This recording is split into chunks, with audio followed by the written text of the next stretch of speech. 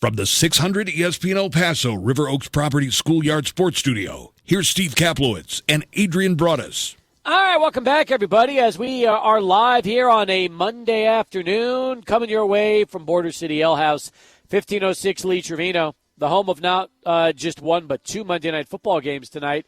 We've got Tennessee and Miami and Green Bay and the Giants. That's right, doubleheader. Adrian, we never have a doubleheader 11 days into December for Monday Night Football. This is something new, and the NFL trying to get as many eyeballs on their games as they possibly can. Yeah, simply put, the NFL is trying to be a monopoly right now, which they already are. And it's not just this weekend, Steve. It's next weekend, which we've got 3 Saturday games this upcoming week, Saturday, December 16th. Next week, we've got 2 Saturday games ahead of Christmas Eve. And then not to mention the Christmas Eve slate and a full Christmas Day slate next week as well. So we've got a lot of NFL action coming at us to close out the regular season. And remember, we go 18 weeks now in the NFL. So we're talking about games stretching all the way through January 12th. Oh, you're not kidding. It's going to be fantastic. We're here. We're ready to talk about it with you. In fact, we got so much to cover on the show today. Where do we start? I want to get to the Ohtani story. That broke moments ago. We'll do that in a little bit. We'll talk about the Monday night games. We'll talk about the Cowboys win over Philly. We'll do all that. But why don't we get started, Adrian, with the UTEP women's volleyball team, since they advanced yesterday afternoon in a big way over South Florida, and now they are hosting in another sold-out Memorial Gym tomorrow night, Wichita State, in the championship of the NIVC. What a win for the volleyball program. What a win for the city of El Paso, really. I mean, UTEP fans get a chance to be excited about one winner, and that is the volleyball program as of right now. The fan base has been great in supporting them. They sold it out on Thursday, on Wednesday. They sold it out on Sunday just yesterday, and now we're looking at another sellout coming up tomorrow. I love it for this program. All the eyes need to be on this program right now, and what they're doing to represent this university is awesome. The fact that they won in a resounding fashion 3-0 against South Florida, albeit it wasn't easy, but it was it was one of those that felt commanding, a commanding victory for this volleyball squad. I mean, doesn't this remind you of Keitha's run years ago to go into Rutgers in the championship of the WNIT at the Haskins Center? I mean, it's mirroring each other. The sellouts, the way the crowds have grown, the way the Miners continue to play on their home floor. I mean, this to me is the volleyball equivalent in every way, shape, and form of that UTEP run all the way to Rutgers in the finals. Yeah, I love that comparison right there. As far as women's sports at UTEP, I think those two runs really mirror each other. But what UTEP volleyball is doing right now, I have to say, Steve, feels one of one. Just when you isolate themselves, when you isolate the team, and you just put what's in front of them and what is on their team, they've lost so many players. They've battled through injuries, and they've kind of overachieved when you really look at it. It's a great sports story just in general, and it feels like every time somebody comes to Memorial Gym, they're coming to take a big L because of the way this UTEP volleyball team is playing. I keep getting people saying, have it at the Haskins Center, have it at the Haskins Center. Look, I'll say this, 3,500 at Memorial Gym to me is a bigger deal than 5,000, 6,000, 7,000 at the Haskins Center for a lot of reasons. Number one, it's an old arena. It gets louder than any of the Haskins Center arenas crowds have been. That place will be a zoo tomorrow night, and we'll be there for it, by the way. We'll tell you about that in a little bit. But also, if you are a UTEP volleyball team and you have not played in the Don Haskins Center, forget all year. Probably most of these athletes have never played a match on the Haskins Center. It's not even equipped for volleyball anymore. Why would you want to take your home court advantage away from them for tomorrow's match? You want them to play in the arena they're most familiar with. It gives them the best chance to win. It will be loud. It will be at capacity. I know some people believe that UTEP missed on not having this in the Don Haskins Center tomorrow night. I completely disagree. I feel like even if they would have sold 6,000, 7,000, 8,000 tickets, it would be a neutral site match for UTEP because even with the crowd, they're just not used to all of the surroundings that they would have to deal with versus what they already know, which is Memorial Gym. So to this point, what I'll say, because I saw a lot of people on social media very upset that they could not get a ticket to tomorrow's final, and I get that because there are some diehards out there who have followed UTEP volleyball when no one were at those games, through the Holly Watts era, through the tough times, and some fans were saying on social media how they felt left out in tomorrow's final. I get all that, and to those fans, I sympathize with them. I really do, because those are the day one fans that were supporting UTEP volleyball no matter what, and full force throughout the season and throughout previous seasons. But that just kind of is what it is, unfortunately, for this final. It just shows you how quickly, how high in demand these tickets are. And as soon as they went on sale, I think Alberto over here, he actually had like the minutes counter. It felt like 45 minutes before UTEP volleyball sold out those tickets. Well, Alberto, you tell us. By the way, the clean-shaven Alberto today here at the radio station. He was working with Buzz this morning, and now he's with us. How fast did those tickets sell out? I had the timer at 48 minutes. I stopped it when I saw the first report of, hey, I can't get any tickets on Twitter. And I actually opened my Twitter right as that guy sent that tweet. I saw it 58 seconds after he posted it. So I had it at 48 minutes and 34 seconds. So you can round it around anywhere like 40, 45 minutes. Okay, that makes sense. By the way, and Adrian, you can correct me if I'm wrong on this too. I'm assuming all season ticket holders have first shot and access to getting their tickets for this entire NIVC run. I doubt that if you are one of the volleyball season ticket holders, you were not given this kind of priority access. Yeah, that's a good question. I'm going to do some digging and ask on that one. I'm not sure. I'll just text Sam West, who's the director of tickets for UTEP, and I'll get an answer pretty quick on that. That's the thing. It's like, you know what? As long as I get it. I mean, there's some fans that go to matches every year, but if you go game in, game out, and you buy season tickets, you should always have first priority. That makes the most sense. Yeah, I agree with that completely. Give your season ticket holders the first dibs, and then everybody else, that's where you open it up to the public. We'll be there tomorrow, 4 to 7, full 3-hour show, live at Memorial Gym. Adrian will be with me alongside, the show, and we're excited. We can't wait to be out there and then sticking around to watch the championship match. It's going to be awesome. We did it last week for the for the quarterfinal match, Adrian, and now we'll have the opportunity to be back again for the title tomorrow. Hey, just want to mention, everybody bring your $20 bills. They are going to be selling Memorial Maniac UTEP volleyball shirts, so Miner fans with a donation of $20 or more will receive a Memorial Maniacs t-shirts while supplies last. This was just announced through the UTEP volleyball social account. I think that's great, by the way, Steve. So you might have to bring a $20 bill. I might have to bring a $20 bill so we can capitalize on this. Good. And I'm looking to see what it will say. It looks like it's just a T-shirt, and in orange, it's going to say Memorial Maniacs, and then below it, UTEP Volleyball. Do you think that's what it's going to say, or is that what we're probably looking at? I think so. We don't have a look at the T-shirt just yet, but anything that says Memorial Maniacs, I mean, that sounds pretty cool. I love the hook for the UTEP volleyball team, and I think it's a great line right there.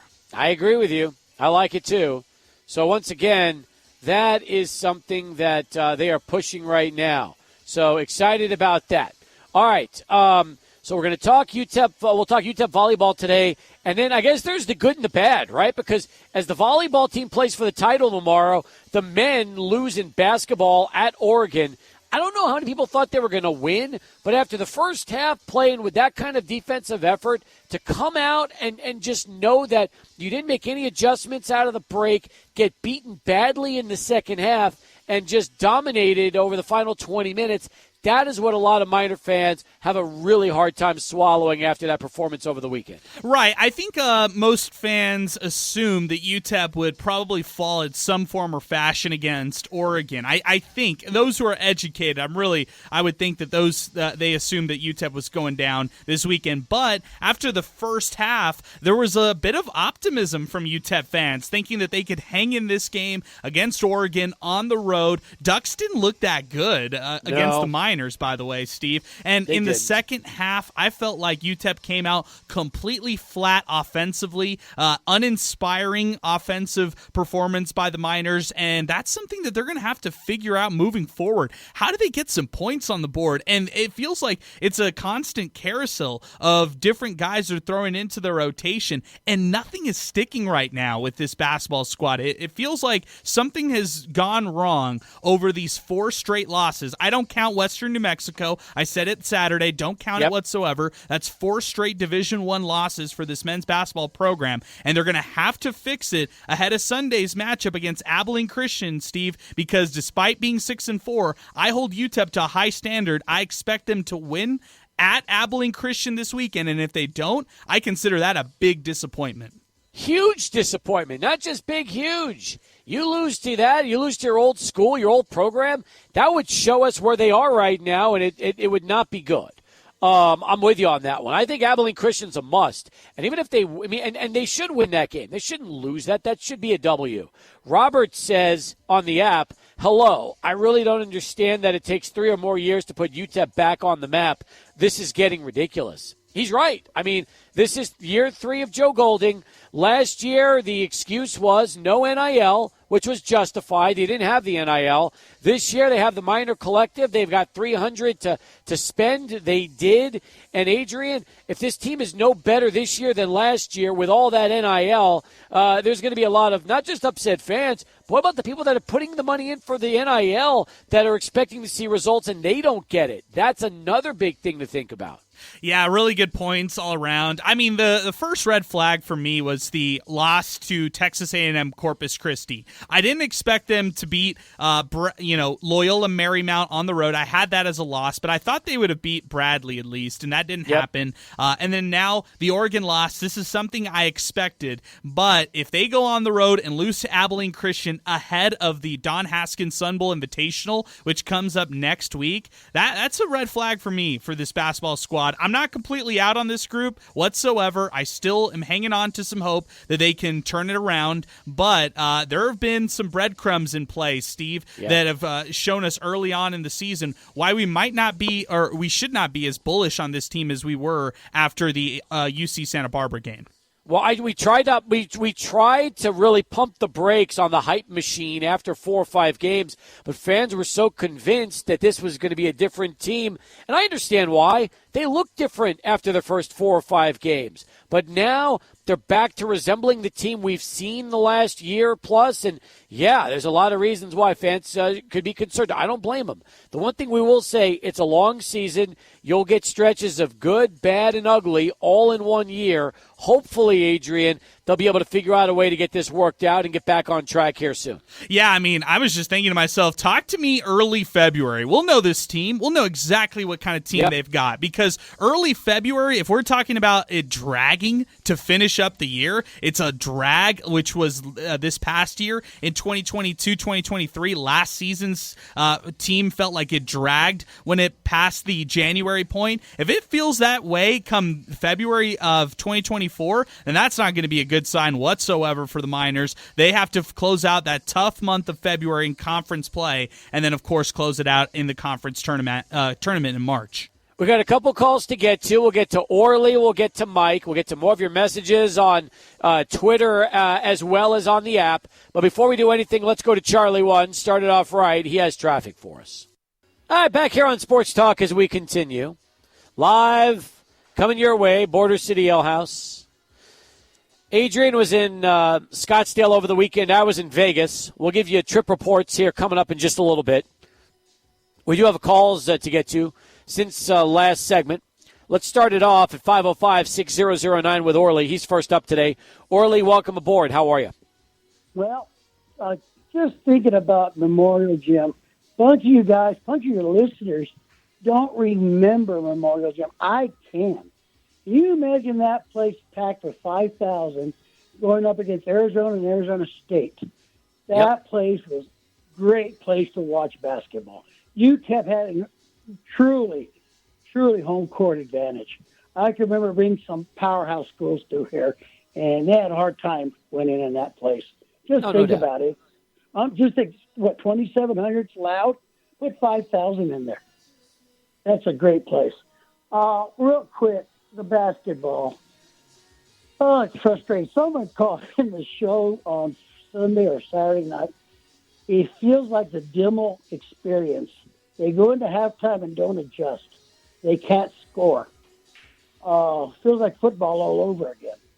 Someone brought that up. I thought it was pretty good. But, it's frustrating. Here we're going to our third year, and I see no improvements. I like the guy. I like his attitude. But sometimes rah, rah, rah doesn't get you wins in the column. Going to football now. Oh, my God, I can't believe it. Thank you, Cowboys. Now you put the 49ers in the driver's seat for the number one seed.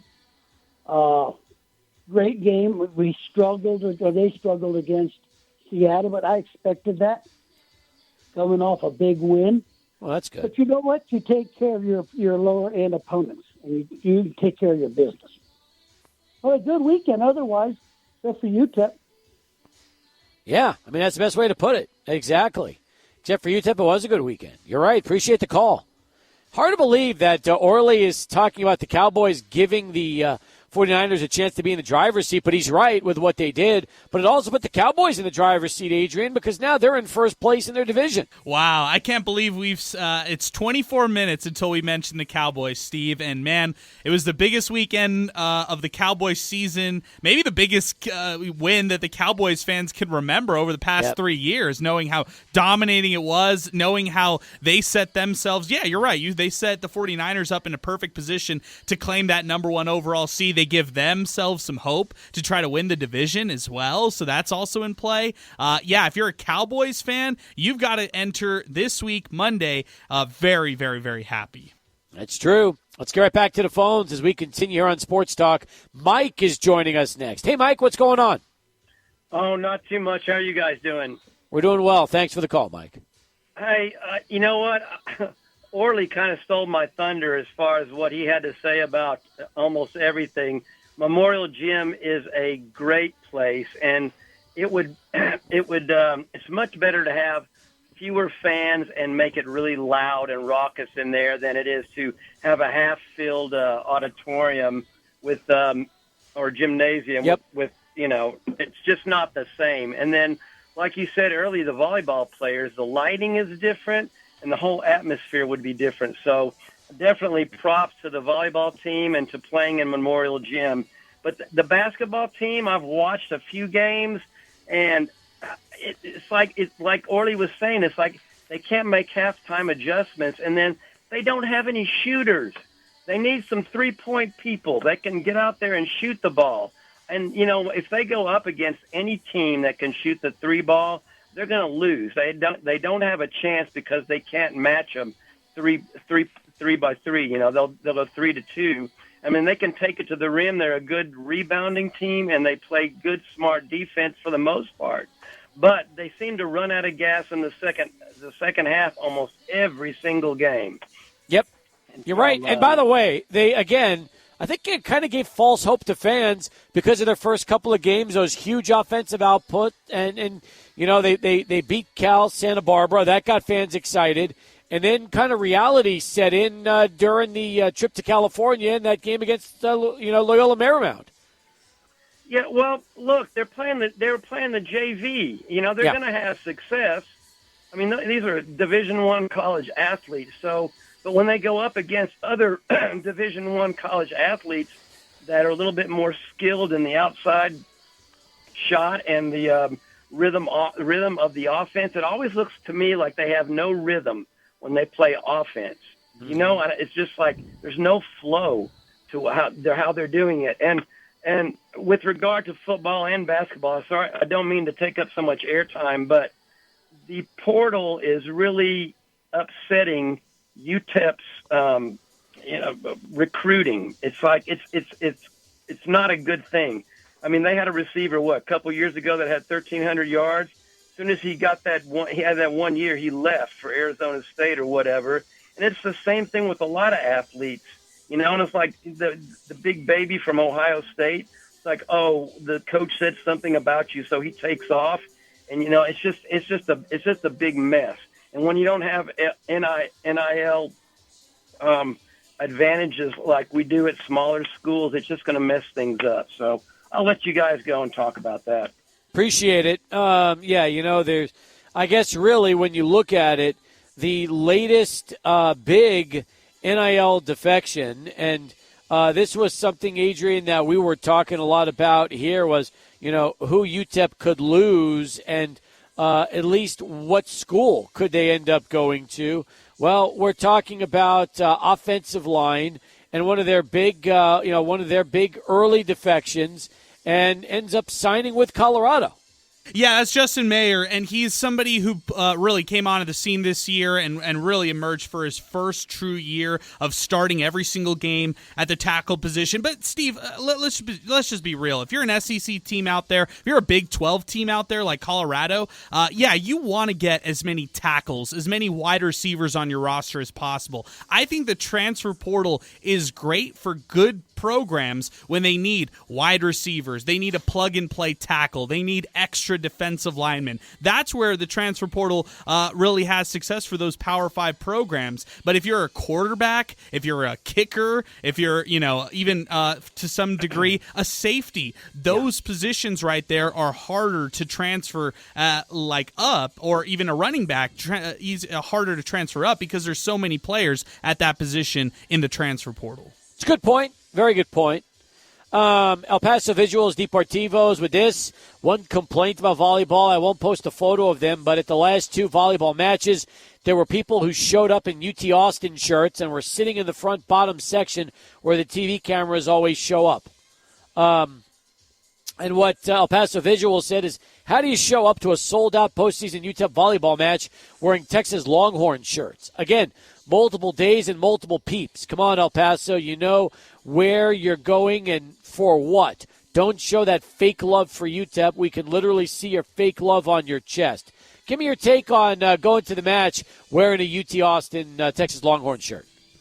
I really didn't like it. I saw them as well. I saw them both times, and anyone that knows me knows I'm a really radical person. But I just think that UTEP Athletics and UTEP Marketing can target them and get them to donate a crisp $20 bill, get them all some T-shirts, and that'll be the end of that. I would say I was saying stuff, and I put it on Deportivos' pages. I would have offered them a shirt. Hey, we really appreciate you being here. We really want you to be here, but you could take this shirt, and if they say, no, this is who we're supporting, then I would have asked them to leave. But that's because I'm extreme. Yeah, to each own. Adrian, your take before we go to SportsCenter. Yeah, I think that's pretty interesting. Imagine asking them to leave, after, they would probably cause a scene. But, if you're really making it the Memorial Maniacs, don't you want everybody there who's backing you? I'll just say this. If there's a family out there in El Paso who loves to support the UT volleyball team, well, that's great in itself. I mean, we saw what a great match they had over the weekend as well. They've been killing it in volleyball, and they're one of the best volleyball programs that you're going to find in the country. But this is also a UTEP postseason volleyball tournament. Go there to support the Miners, right? Yeah, exactly. You figure there's enough places to buy T-shirts, you can go get one. Exactly. There's really no excuse there. If you're going to to watch UTEP volleyball, you're there to watch UTEP volleyball. 31 past the hour as we continue here on Sports Talk. We're less than 2 hours away from the Monday Night Football doubleheader. We're hanging out with you at Border City Ale House, 1506 Lee Trevino. Tons of great prizes to talk about in a moment, but first, let's go to Adrian in SportsCenter. All right, Adrian, thank you very much as we continue here on the program. By the way, I am watching the replay of the ESPN Plus call, and I do not see, at least initially, the Texas Longhorn fans that are in question. I'm looking, I see all the shirts. I see a lot of UTEP shirts. I see a lot of mixtures of everything. I don't see the Longhorn burnt orange. So, El Paso Visuals Deportivos, text me a photo like you were referring to so I can at least reference it, because when I'm looking at the crowd, especially the crowd there at the game on Sunday, I don't see those Longhorn fans unless they're on the baseline. And if they're on the baseline, I'm looking right now. I see Fight Miners Fight. I see UTEP Golf. I see a bunch of UTEP Golf. And I see a bunch of UTEP shirts.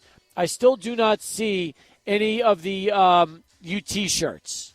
Do we know where those are? I saw it. It's the bottom left corner. Alberto just sent it to me, or showed it to me right here. I'm going to screenshot this, and send this your way, Steve. Is it one T-shirt? No, it's multiple. I see the multiple ones. Okay, because I'm looking, and if it's bottom left, I don't see it. So send it my way, and we'll go from there. I'm kind of curious on that. All right. Meanwhile, the Shohei Ohtani story is ridiculous. I mean, 680 of the $700 million deferred in order to allow the Dodgers to get better players around Shohei. And by the way, in case you're wondering, Ohtani is the one who brought this up, Adrian. This was not the Dodgers' idea. This was Shohei's idea. He says he doesn't need the money because of endorsements, but he knows what he's worth, so he's okay with 680 of the 700 deferred. That is an enormous amount of money, and you wonder if Major League Baseball is even going to allow this once all the other teams start to get wind of it and say that that's just not right. Yeah, I love this for so many reasons because they found the loophole, right? And the first thing, if you're an agent out there, or if you're anybody in baseball, is you're going to say, well, how much interest can I incur when it's all said and done? Like $680 million is not going to be the same in 2033 as it is here in 2023. And so I would just say to all of this, I'm so fascinated in this loophole, and I love it because what it shows, Steve, is Shohei Ohtani wants to win right now. He doesn't say, show me the money. It says, show me the World Series that we can win, the titles that we can win out there. And it shows also that he's got more trust in the Dodgers organization than almost anybody on the planet, right? Because I don't know about you, but if I'm telling anybody that I'm going to give them 680 millions 10 years from now, well, yeah, I'm going to work today on how I'm going to get that money to them. Wow. Anyway, and the answer, according to Jeff Passan, is, for anybody wondering if MLB will challenge or cancel Ohtani's contract, the answer is no.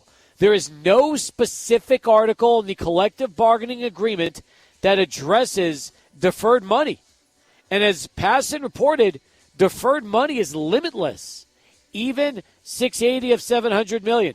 It's called Article 16, deferred compensation from MLB's collective bargaining agreement. Here's what it says. There shall be no limitations on either the amount of deferred compensation or the percentage of total compensation attributable to deferred compensation for which a uniform player's contract may provide. Well, there you go. They found the loophole. The Dodgers did it. The Dodgers and Ohtani, it's a genius move. They beat the system, Adrian. They beat the system. They really did, and you got to give them so much credit for doing this. I mean, and also, you kind of felt like the framework of all this was put in place, right? Maybe even all season long. And that, of course, Angels fans won't want to hear that, but that's probably the reality. I remember the offseason when LeBron went to the Lakers, my first reaction was, well, yeah, that makes a lot of sense. There was the breadcrumbs there throughout his entire final season in Cleveland that he would be going to L.A., that the Lakers would be the number one suitor, and when it was all said and done, I thought, yeah, it sounds about right. Exactly what we kind of all thought throughout the entire year. And so as soon as the talk of free agency started to come up with Shohei Ohtani, the one name that everybody continued to say and the team that everybody continued to mention was the Dodgers. So this should not be a big surprise to everybody. And to the guy who tried to leak out that he was going to Toronto to be a Blue Jay, man, what a losing weekend for him, right? Oh, my God. You're not kidding. A lot of great comments. You heard Alberto on air a little while ago talking about the T-shirt ordeal. This came also from Beast Mo. It's hard to tell people what to wear to a UTEP game, and I actually 100% agree with you. If you're there to support the Miners, then you should be wearing Miners stuff. But I can't tell you how many Cowboy shirts I've seen at the Sun Bowl. Where does it end? From Beast Mo. He's right. This also came from Pinky. The T-shirt thing is an El Paso thing. How many sporting events do you go to and see numerous persons not wearing the team you went? So what he's saying is every time you go to a sporting event, you do not see anywhere near the number of team shirts like you would want to see. So that's the point that Pinky is making. All right. Anyway, if you want to weigh in on that T-shirt issue, 505-6009. That is our telephone number as we continue here on the program. Meanwhile, I want to mention some of the great prizes we're going to be giving away out here. I was just out at All That Music and Video Collectors Market. Prizes we're going to be giving away today from the Oscar Arieta Agency, along with All That Music and Video, as well as 915 Sports and Novelties. So come on down and be a part of the show today as we say hello right now to the president of the Shohei Ohtani fan club. He's joining us here on line one. Prez, what's happening? How are you? This is Richard, man. How you doing? Well, you're the president of the Shohei Ohtani fan club. I figure that's how we should be referring to you today. No. No right. Gators today. Today is all Ohtani, baby. There's nothing about Today the Gators is for you always a good today. day to be a Gator. Hey, Wow. so this thing with the deferred money. Yeah. I know you got young Sheldon there on the Google machine. You can look it up, but during that period of time when COVID hit and no one was playing baseball, the highest paid MLB player still getting money was Ichiro. I think it like $5 million or something. And that was all deferred. That was after he retired. How you like that? It's good stuff. I like it. Well, you're rocking it, man. You're throwing gas at the fire. Look, I love the move. I mean, they figured out a way to beat the system. Good for them. I mean, there's nothing wrong with what they did. Nothing at all wrong with what they did. It's completely legal. Shohei's going to be making about probably 70. I think one of the sportscasters on CBS Sports HQ, they said that Showtime's going to be making about $75 to $85 million annual. Okay, yeah. Not just on the $700 million contract, but on the Tiger Woods type endorsements and stuff. Okay, big time money, big time. That is. Listen, I mean, that's why he's doing it. The endorsements is the reason why he put this together, because he knows he can do it. I mean, and it was his idea. I think it's a brilliant move. And you want to know something? If people are upset, listen, you wouldn't be upset if your favorite team put that together. The Dodgers would not have been my first choice, but hey, I told you it was coming. I made that prediction earlier this year, or maybe even last year, that I didn't think he was going to go to anybody but an AL team, American League. But hey, if the Dodgers bellied up and they showed him the money, $700 million. I mean, that's phenomenal money.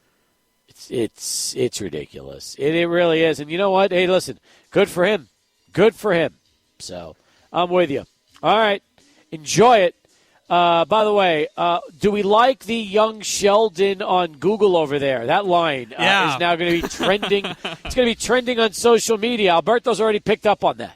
Yeah, I love the young Sheldon. In fact, I've heard him reference young Sheldon in the past, and usually it's to Lane Frank. So it's interesting that we got a new young Sheldon out here.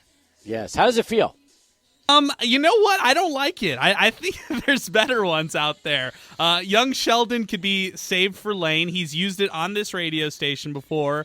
Yes, he has. To describe Lane. So let's keep it. Young Sheldon with Lane.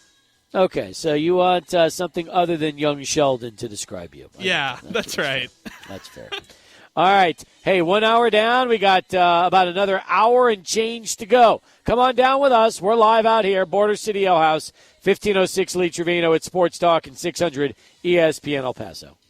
Along with the third member of our team today, and that is Alberto Urieta. We are live out here and hanging with you at Border City Ale House, 1506 Lee Trevino. Sticking around till 6:15 for kickoff of the doubleheader.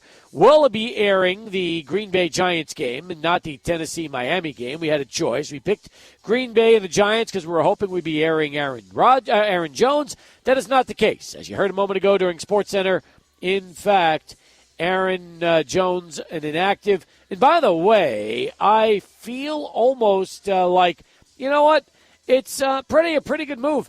The turf at Meadowlands is the worst turf out there, and I don't necessarily think playing Aaron Jones coming off a knee injury at the Meadowlands would really be what the Packers are looking for right now. No, I'm with you on that, Steve. Although it's a pivotal game for the Packers, knowing that the Vikings ended up squeaking out that 3-0 riveting game against the Raiders yesterday, which, by the way, I was surprised that they actually pulled that one off. And knowing that the Lions are playing as bad as they are. So this is a big one for them. I'll say this, though. Everybody counted out the Giants. They beat the Commanders in dominating fashion last week, 31-19, or 2 weeks ago. And then they beat out the Patriots 10-7. So I would be worried if I were a Packers fan for tonight's game, knowing that you're going into this one without Aaron Jones and also without Christian Watson, who's played nice for you as the Packers over the past couple weeks. Jordan Love's looked pretty good, though, the last few weeks. It seems like he's finally starting to come around as a quarterback for Green Bay. He's going to need some of those young guys to step up, like Jalen Reed. I mean, because without Watson, that limits his targets going into this one. I like Musgrave, though, the tight end. He's emerged as a nice complementary piece for this offense. No, you're right. So that we'll have Tennessee and Miami. You can watch both games, win some great prizes. Thanks to our friends at 915 Sports and Novelties inside Bassett Place. They've got something for every sports fan, and get your holiday gifts out there. We've got some of the classic Ray Mickens Golf Tournament signed T-shirts. These are essentially shirts that have been in the vault for the last 15 years. Unearthed, and we're going to be giving away 2 T-shirts here today. We also have the Oscar Arietta Agency orange sunglasses we're going to be giving away from Oscar Arietta and Allstate Agency.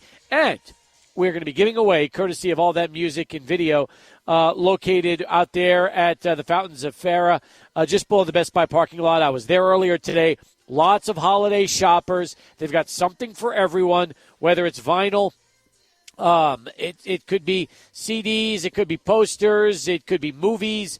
Anything that involves pop culture and entertainment, you'll see it at All That Music and Video. We've got a couple of Green Bay Packer DVDs, one standard, one Blu-ray. We've got a Giants lanyard. We've got Giants and Packers bottle opener keychains. And we have the Aaron Rodgers 12-inch premium vinyl gold Funko. He's in the white Packer uniform. We're going to be giving this away as well. By the way, I don't know if you've seen this one or not, Adrian.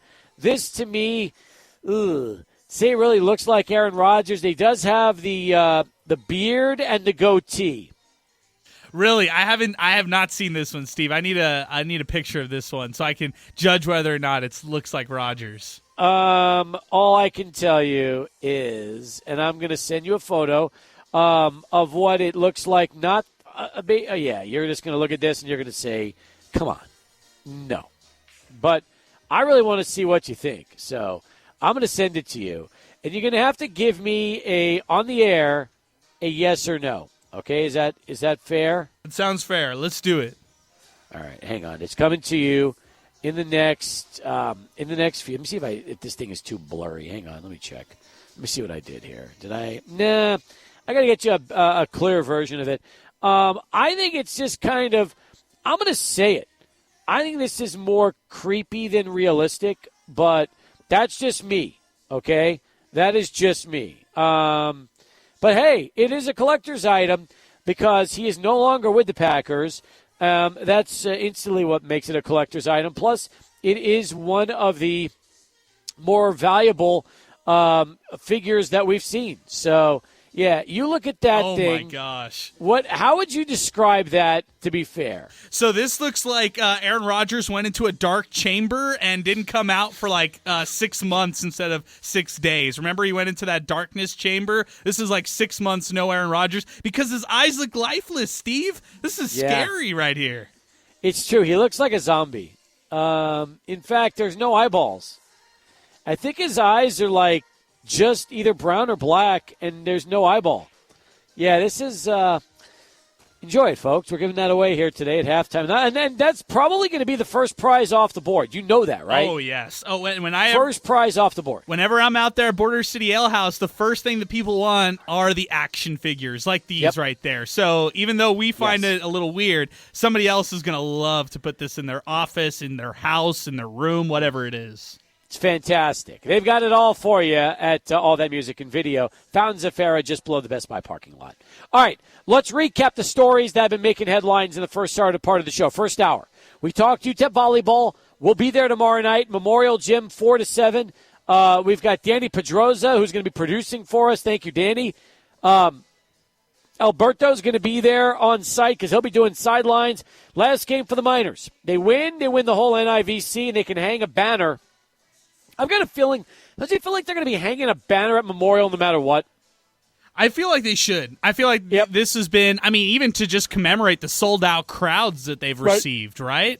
Right, or just put NIVC championship game or something like that. But, if they're the NIVC champions, that's a big deal. I do think that's a big deal. In fact, did UTEP's women's basketball team ever hang an NIT banner for their championship loss to Rutgers? That's a good question. They might have one in the Haskins Center, Steve. I don't know. I don't know off the top of my head, but I want to say they might actually. So we've talked volleyball. We had a side conversation thanks to our pal Ivan at El Paso Visuals Deportivos, who was upset, saying that he sees Texas Longhorn shirts in the front row and that's wrong and that they should be asked to leave if they're not wearing UTEP gear. So, actually, I don't know did he go so far as to kick them out if they're not wearing UTEP gear? Let me see if I was right about that. That was Alberto who was saying that. Yeah, he was saying they should be kicked out. Yeah. All right. What did he say? Let me see what he said here. He said, let me see what this is. Oh, here it is. El Paso Visuals said, come on, El Paso, you know where you're going and for what? Don't show that fake love for UTEP. We can literally see your fake love on your chest. That's the funniest thing ever. Listen, I go to sporting events all the time. And the truth is, fans show up wearing whatever they want. They do.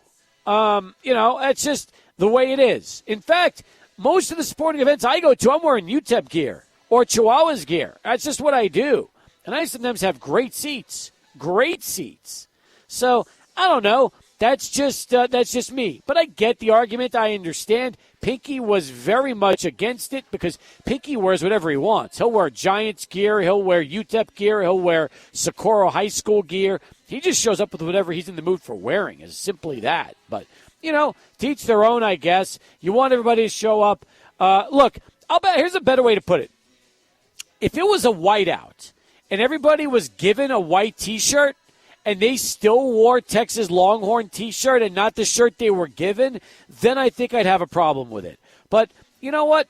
If they're Longhorn alum, Texas X, or they're just fans, and they're showing up to a UTEP volleyball match wearing a Texas shirt, I don't know. Again, is it any different than going to a Chihuahuas game against the Oklahoma City Dodgers wearing a Los Angeles Dodgers jersey? Yeah, that's a good argument, too. I feel like, for me personally, I'm not knocking anybody for wearing whatever they want to games. I'm just not that person. But I understand if you're a diehard of UTEP and you just don't like to see opposing schools being represented, I understand that argument completely. I think that you go to sporting events nowadays, it could be the Dallas Cowboys game last night against the Eagles. It could be a Memorial Gym matchup that features volleyball with UTEP. I feel like you're going to get kind of a hodgepodge no matter where you go in sporting events in 2023 nowadays. Everybody kind of wears what they want. And I'll be honest, looking at the photo you sent me, you could barely make these people out on the video feed. Yeah, I see what you're saying as far as the video feed. It must be glaring if you're in person and you see those people. Yeah, it just must mean like an in-person thing. I don't know. Look, they're buying a ticket to go, and they're supporting the program. They can wear whatever they want. What would you rather them wear, a Texas Longhorns T-shirt or a South Florida T-shirt to the game? I don't know. Yeah. And to me, I get the idea. I know where you're coming from on that. I do. I understand. But I don't know. It's just, again, I wear UTEP gear everywhere I go to see every team. And that's just what I do. And I wear a lot of Chihuahuas gear, a lot of El Paso gear. Heck, I wore a UTEP T-shirt and a UTEP football cap to the Vatican. I mean, it's just what it is, right? You wear what you want to wear, and that's just how it goes. So, I mean, I don't know. It's an opinion that you can have, and I respect it. And if you went to a UTEP, okay, here's a better question, Adrian. Let's say you went to a UTEP Texas basketball game last year when they opened the arena, and you were able to get second-row seats right behind the UTEP bench, and you were wearing a UTEP shirt. You think Texas is going to ask you to leave? No, of course not. No, I agree with that. I mean, look, you see it at big sporting events all the time. I go to Cowboys games all the time, and I'm wearing my Rams jerseys, even if the Rams aren't playing. So it's just because we got great friends like David from 915 Tours who sends us out to things like that. And so, yeah, I'm definitely a proponent of those, just wear what you want. But be careful because fans on the other side might not agree with you. Fans in Dallas are pretty nice whenever I go out there and wear a Rams jersey, but fans maybe in Philly, if you're wearing an opponent's jersey out there, they're not going to be as nice. And, if you get a comment coming your way and you're not wearing the team's shirt, you shouldn't be upset if you get a comment going your way as well. If you're prepared to wear that T-shirt, be prepared to take some criticism from those who might not be in favor of it. But don't you think we should be talking more about the team and what they've done and how great this run is and how it just goes to show you how badly El Paso wants a winner, that here we are. It's not even the NCAA tournament we're talking about. It's an NIVC, which is basically the NIT equivalent of volleyball, and UTEP has hosted every round. They're in the championship now, and to me, this just goes to show you how badly El Paso wants a winner and how they will support a winner.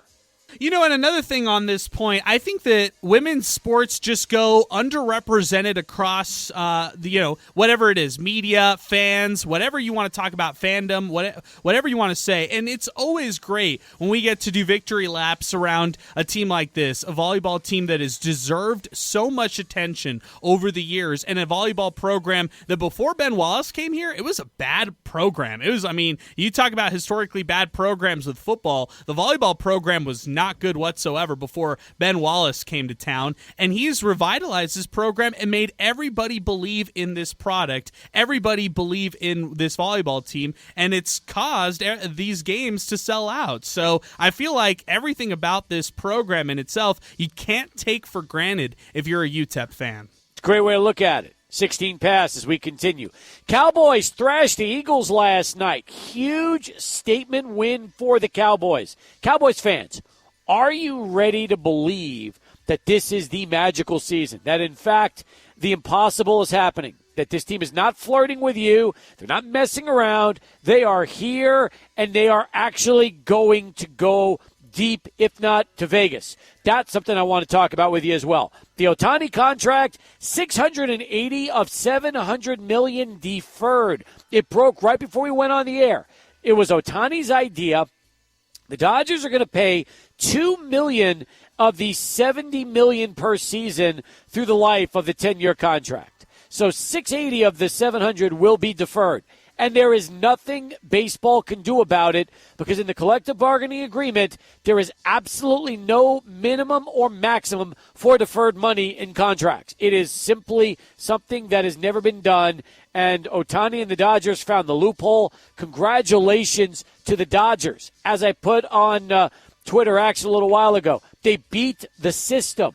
Good for them. Somebody had to do it. Dodgers and Ohtani figured it out. So now the Dodgers can spend all the money they want trying to build a winner, knowing they're only paying Shohei $2 a year for the next 10 years. It really is a brilliant move for both parties.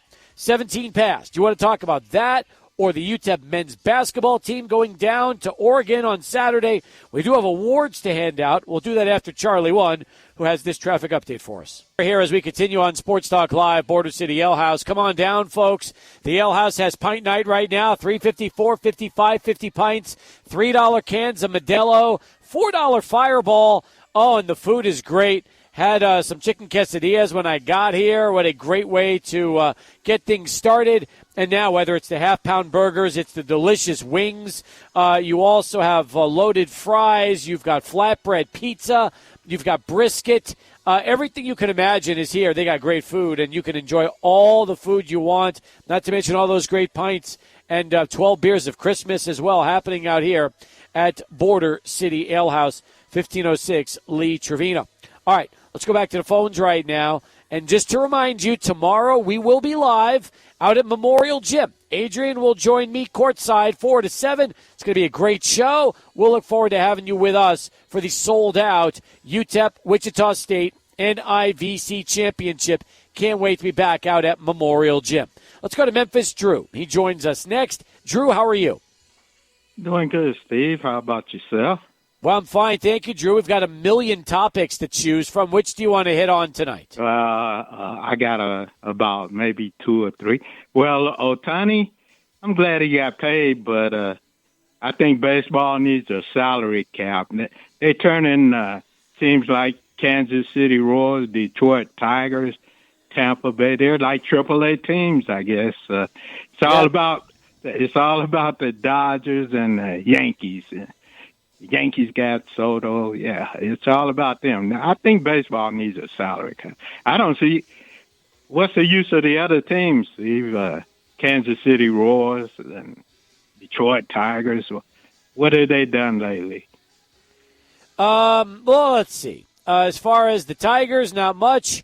Royals, I mean, I get it. I do understand where you're going with that. I do. But then again, let's look at the Tampa Bay Rays. Small market. They don't spend a lot of money. And look at how the Rays are doing. Look at the Orioles and their payroll and what they did last year. So, to me, sometimes if you build it right within the farm system and you develop players properly, you'll see good results. Yeah, they got to do everything right, these small market teams, while the big market teams, they just buy their way into championships. Yep. That's why I don't like them so much, you know. That's my opinion. Hey, I think Dak Prescott is playing as well as any quarterback in the NFL right now. Foz was kind of critical of him last week, but I think he's playing very well. Oh, my God. I mean, listen, it's the best he's played.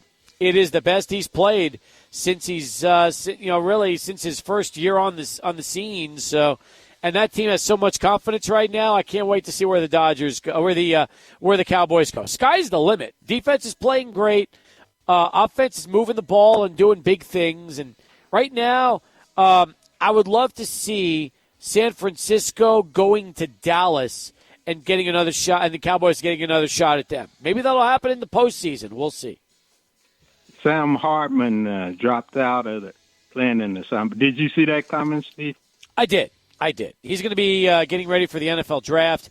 Can't really be surprised, and it's unfortunate, but honestly, you're going to see Notre Dame. It would have been nice if Sam Hartman was playing, but I'm sure there'll be somebody else that, now you've got two quarterbacks that didn't play the whole season that are going to be, playing against each other in this one. So I guess we'll see pretty quick. Notre Dame will probably end up going with, I would think, Steve Angeli at quarterback. He played, limited minutes, but he did have 4 touchdowns to 1 interception. And he's a sophomore who most likely will be the heir apparent unless they go into the portal. So, I'm fine with that. 76% completion percentage, 4 touchdowns, 1 interception. Would I have loved to have seen Sam Hartman? Absolutely. But you also have to be realistic about that one. How about their running back, the kid that's got 1,300 rushing yards and 18 touchdowns? Is he going to play? Yeah, question mark. Do we know? Finally, Is he playing? I don't know. Hey, finally I'll get off the air here. If you had to pick one field goal kicker this year, who would you pick? Justin Tucker, or Cowboys kicker, Aubrey? He's fantastic. Or anybody else? Jake Elliott. All got some good field goal kickers this year. Who do you think is the best this year, Steve? Who would you pick? Well, I mean, Aubrey's been the best, but I think he's missed 3 extra points, but he banged home a 59 and a 60-yarder yesterday. It's hard to go against that as a rookie. I might go Justin Tucker just because of his prior record and his longevity. Adrian, who would you take? I'm going Jake Elliott, no question about it. I mean, I'm not even thinking 2 seconds. I love Justin Tucker. He hasn't been playing very well this year. He's missed a lot of kicks, and it's uncharacteristic to where he's played and been at his entire career. He's one of the greatest kickers in NFL history. Just this year, for some reason, he's not nailing them like he used to. Now, today, I'd take Jake Elliott over anybody from the Eagles. Elliott's been money. He has been money. Hard to not to take Elliott. So I'm with you on that one. I think that's a solid take. If you want to go Elliott too, that's pretty good. So good question. Appreciate you getting in today, Drew. Thanks for the call. 505-6009, our telephone number. 505-6009. As we continue, there's a lot of good ones. In terms of kickers. But you look at what Aubrey's done. It's nothing short of phenomenal so far. Really is. Yeah, I'm a big Aubrey fan. I mean, also there's some good young kickers in the league. Anders Carlson, we'll watch him tonight for the Packers. Brother of Dylan Carlson, by the way, which is interesting. 2 kickers who are both brothers. And yeah, those guys right there are examples of really good kickers. I'm a big fan of Aubrey. And what he's done for the Cowboys is provided stability. They've always had inconsistent kickers, from Brett Maher to Vizcaino. I mean, you could throw out a lot of these guys who've just been jokes at the kicking position for the Cowboys, and what Aubrey's done is provided stability and consistency for them. True. By the way, Audric Estime was who I was thinking of, Adrian. He's the junior running back from Nyack, New York, who's got 1,341 yards and 18 touchdowns. Is Estime supposed to be playing in this game? No word on him. The only word we've heard from him so far is the fact that he's an second-team All-American out of the AP ranks, and by a lot of people, he's known to be a top 5 college football running back. So the fact that we haven't heard any news, maybe that's good news, Steve. Maybe he actually does play in the Tony the Tiger Sun Bowl. Man, I hope so. All right. Saw this coming in on Twitter X a little while ago. Chris Banks, 21. Nothing wrong with wearing UTEP gear to the Vatican. They need all the prayers they can get. Thank you, Chris. Appreciate that. And once again, I've seen now the fans that were in the stands wearing the gear that was brought up earlier. One guy was like right in the middle of the crowd with an orange Texas Longhorns shirt that just completely stands out. And then there was another group. It was like a family, I guess, of like it looks like a mom, a kid, and the kid's in like a hat. Now the interesting thing is that they're wearing Texas Longhorn gear, but they're clapping. They're cheering on the Miners. So that's another thing, Adrian. If they're not wearing UTEP gear, but they're there and they're supporting and they bought a ticket and they're cheering on the team, does that count for something? Maybe. It just feels out of place, right? Maybe that's the way to describe all of this. It just look a little out of place to some Miner fans. And if you're at a UTEP game, you're wearing the UTEP orange, not that burnt orange. Maybe UTEP can have a couple of loaner shirts to give them during the games and be like, here you go, put this on, kid. Ooh, we'll get it back from you. We'll get it back from you after the game. Oh, my God. 31 past the hour. As we continue here on Sports Talk, let's jump right back to Adrian standing by with this bottom of the hour Sports Center update. At Border City Ale House, hanging out with you on Pint Night. Come on down and you can watch 2 games in one night. Packers, Giants, and Titans taking on the Dolphins. The Titans are huge underdogs, by the way. Huge underdogs. Adrian, I had a dilemma this weekend. First off, let's talk trips for a second. How was Scottsdale and the boys' weekend? Yeah, it was great. As low-key as you could probably imagine. Saturday, a little golf, then tired. Watched the UTEP Oregon game with some friends. Some of the guys joined me and watched the UTEP game. The others watched the Lakers demolish the Pacers in the finals of the in-season tournament, for the NBA. So it was a really good weekend, all things considered. Very quick, very low-key. Got some great food, and yeah, love Scottsdale. How was yours? It was a lot of fun, although when we landed Friday afternoon, we didn't realize that President Biden was in Vegas to talk about the rail line infrastructure. So they shut the airport down for 2 hours, and nobody could get out. So we landed, we're in a taxi line that wasn't moving, and all of a sudden the line was backed up for a half a mile, and everything was gridlocked. Uber was being turned away. So you know what we ended up doing? Walking? We walked a mile and a half all the way down to Tropicana Avenue, and then ended up getting a ride share over to the Strip when we were there. We were about 3/4 of a mile away from the MGM Grand when we finally got the ride. Wow, so you were hauling all this luggage about a mile and a half? Yeah. Forget that. I'm not going to sit in the airport for an hour or two. We wanted to get to the casino and get to Vegas. So, by the way, love the Venetian, beautiful hotel. Big thank you to the Roths for being a part of their celebration weekend along with the Castagnones. Great people to be around. We had so much fun with them. Ate at an amazing French restaurant. One of the best meals I've ever had in Vegas. It's a place called Bouchon's. It is a Thomas Keller restaurant. And, Adrian, if you're a foodie and you know who Thomas Keller is, this was as good as it gets. So the meal was great. I bet the UTEP game on Saturday. It was a conundrum, man. UTEP was a 13-point dog, and they were plus 600 on the money line. So I had to figure out what to do. I didn't like any of the bets, but I had to bet UTEP in some way, shape, or form while I was there. So I took UTEP and the plus 600 on the money line. Didn't throw a ton of money, but I felt like, hey, you know what? If they win, I want to enjoy it as a fan and profit. And if they lose, well, at least I didn't put too much money on them to begin with, which is exactly what ended up happening when it was all said and done. Oh, man, Steve, that's a tough one. You know what? It's funny. Out in Phoenix, they have FanDuel and all the online sports books and everything available. So one of my friends downloads it and asks, what about UTEP Oregon? Should I take the points? And I said, no, I'd take Oregon. But he didn't end up doing it. He wanted to ride with the home team. He wanted to go with UTEP. I just didn't feel good about the game whatsoever. Me neither. And so, yeah, I feel like I was just like, you know what, defer everything, go the Lakers. Just go Lakers. So I'm happy that I at least gave some sound betting advice for one thing versus feeling iffy about the other. And I felt iffy about that UTEP-Oregon game. I know. I felt great in the first half. I was like, wow, UTEP in the money line could be good. But not in the second half. It just did not work out. It really was a tale of two halves, and I'll say this, too.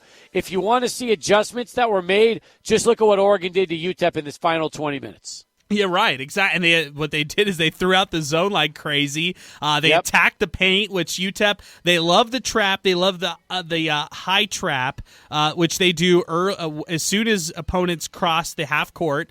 But after that, if you're able to get past that early pressure against the UTEP defense, you're able to break them using ball movement. So that's right. The defense that UTEP has is good, but it is breakable. And it's evident by some of the stats that we're seeing, Steve. Actually, right now, they are 67 in the country in their adjusted efficiency on defense, which is a good thing. But all of their offensive stats are in the red on KenPom, and that's really bad, including being the 5th worst team in the country out of 363 teams. 5th worst team in the country in three-point percentage. Wow. Okay. Well, nonetheless, we did have awards to give out after the game on Minor Talk Saturday night. So why don't we start first with our Wind Supply of El Paso hot hand of the game.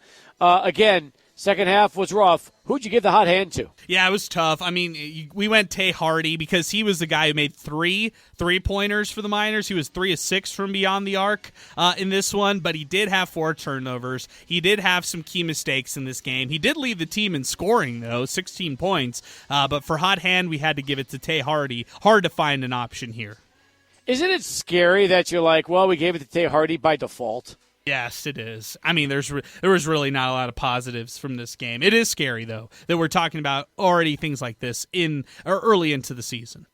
I agree with you. That's for sure. Hey, meanwhile, folks, if you are looking for either, a new air conditioner or a new heater, look no further than Wind Supply. They are the official distributor of Champion Heating and Cooling. In fact, if you want to find your nearest Champion dealer and set up an appointment, all you do is you go to windsupplyelpaso.com, click the Champion dealers. It'll take you to a list. You can find one of the dealers closest to you. They have the preferred Champion dealers and the certified Champion Elite dealers. It's all there for you at windsupplyelpaso.com, the Find a Dealer tab. How about our player of the game, brought to you by Timothy Cantrell? Who'd you go with for that? You know what? I love Timothy Cantrell because he could sell you a home, but he can't sell you 3-pointers, Steve. That's the only problem he can't do, and I wish he could. Otis Frazier was the player of the game out of this one. 12 points, 5 of 7 from 2-pointers, which was helpful for the Miners. Felt like he, in certain stretches, was the only guy giving a lot of effort for the Miners. He had 6 rebounds. That's effort right there. He had a block. He had a steal. That's effort right there. Otis Frazier has been on a good stretch. They just need more from other guys across the team. So he can't do it himself. He was the player of the game. All right. By the way, I wish Timothy could get out there and show the guys how to shoot threes. That would be phenomenal. But what he can do is, like you said, buy or sell your home for you. He's got over 20 years of experience. He's connected. He knows everybody. And tell you what, he's also, someone that you can put your faith into. You want to learn more, just give him a call, 204-8441. That's 204-8441 for Timothy Cantrell. And those were our awards given out after the game Saturday on Miner Talk. And by the way, if you missed Friday's show, oh my goodness, what a show it was. UTEP Zay, Cade McConnell, Lane Frank, the 3 amigos, and Adrian. That is now up via the podcast, and I can't even begin to say what a terrific job they did. I got to hear part of that when I finally got into my hotel in Vegas, caught part of that 6 o'clock hour. Now I get to hear the first 2 hours to catch up, and really happy that those guys had so much fun on Friday. Yeah, first off, I just want to say thank you to our listeners who called in. I was like you. I kind of went in and out as far as tuning into the show. At one point, I heard the president of the Shohei Ohtani fan club, Gator Richard. At another point, I heard other callers or listeners chiming in on Twitter or X, which I loved as well. And then thank you to our guests. Athletic director Jim Center. They had head coach Scotty Walden and executive director Bernie Olivas of the Tony the Tiger Sun Bowl, all as guests on Friday, and they were fantastic. And you know what? Lane asked the hard-hitting questions to about everybody. So I love the fact that we had such a hard-hitting show, exciting show that was on Friday, and now everybody can listen to it on our podcast channel. Oh, it's so much fun. Good for those guys, and good for you getting a chance to relive that show all over again, wherever you get 600 ESPN El Paso on demand. We'll come back, wrap up Hour 2. We're 30 minutes away from the Monday Night Football doubleheader. We're live right now out here at Border City Ale House, 1506 Lee Trevino. Come hang with us as we'll take you right up till halftime, and then all of our giveaways coming up right here. 600 ESPN El Paso. Steve, no one plays in bowl games anymore. It's sad. If it's not the college football playoff, they're not playing. And even at the college football playoff, it's probably going to be, there's going to be one time where a player doesn't play in the playoff because they're getting ready for the NFL draft or whatever reason, and then that's going to be a real big bummer. But it's sad. It's just no relevant college football player that is expected to be drafted plays in bowl games anymore, and that's a sad thing. Well, more now than ever before, because starting next year, you're going to have 12 teams play in a bowl playoff that will ultimately turn into 3 games for some teams. If you're a pro prospect who's going to want to play 3 extra games? Yeah, knowing that you could finish up with a conference championship involved in all of this, you could wind up, playing 15 games, 16 games when it's all said and done? There could be agents out there in the NFL who say, hey, wait, why do you have to play that first-round college football playoff game? Let's save you for the big one. Actually, wouldn't it be 4 if you're now a top 4 seed, let's say you're 5 through 12, and you run all the way to the championship, wouldn't that be 4 games and not 3? Yeah, that's true. Like, take Alabama or Georgia, for example. Like, they both play in the SEC championship game in a 12-team playoff format. They're all both of them are obviously in the college football playoff. And let's say Georgia ends up getting like a 5 seed or something like that. Then, yeah, you're right. They would end up playing that many games. Plus their championship game, right? Exactly. So they would have 5 extra games. So does that mean that 17-game schedule? Do we need to start abandoning the college or the conference championship games now for Power 5 conferences? I would. I hope they do that. They won't because they need the money, but it means nothing. Let's be honest, after 12 weeks of football, don't you feel like you already know who the top 12 teams are? Yeah, and it's sometimes for certain conferences like the Big Ten, you just need like 3 weeks of watching bad Iowa and bad Purdue football to realize that Michigan and Ohio State are definitely the cream of the crop. So, yeah, you're right. I mean, there's certain conferences out there and even, certain college football teams, you don't need that many games to tell you whether or not they're the 12 best teams in all of college football. No, you're right. Hey, meanwhile, Scotty Walden went to Rosa's Cantina with the UTEP football staff yesterday, and he's asking for dinner suggestions and restaurant suggestions with his new staff. And in case you're wondering about the staff, outside of Justin Garrett, who was in the picture, I feel like this entire group is all new. Everybody is part of his staff from Austin Peay. There are no UTEP staffers other than Garrett, who is in this group right now. Yeah, a really good point. Over the weekend, we heard a lot about this staff being built. J.J. Clark, the new defensive coordinator. Jared Castor is the offensive line coach, both coming from Austin Peay. That one kind of headlined everything. But the one that was surprising to me, Steve, La Tech's Jake Brown coming as the offensive coordinator. That's actually a really sneaky good hire for UTEP. I loved what he was able to do with La Tech's makeshift group last year. Hank Bachmeier, Smoke Harris, DeColdis Crawford, you name it.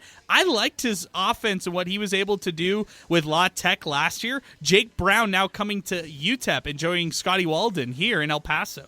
Co-offensive coordinator with La Tech. Here's a guy who, once again, you kind of look at his pedigree.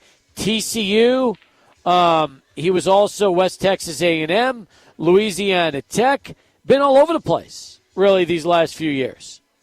Right, and I feel like that's just an outside voice who wasn't a part of that whole Austin Peay system with Scotty Walden, who could come in and give kind of a new perspective to this group and maybe help them out, score some points in conference player, score some points in general, period. Yep. I think that could be super helpful for UTEP. How about this? How about the fact that he coached at Texas at Arlington Martin, Lake Travis, and Midlothian High in Texas? There you go. There's your recruiting connections. Also helped work with Myles Garrett and Baker Mayfield. So he knows the marquee players, too. I love it. You need guys like that. You need guys who can relate to today's game, and you need guys who've done it with today's game's best players and biggest stars across the state of Texas. 2 hours down, 1 to go. Stay with us. We'll take you right up till the end of today's show. And then Giants and Packers coming up live, 600 ESPN El Paso, and with us here today at Border City Ale House.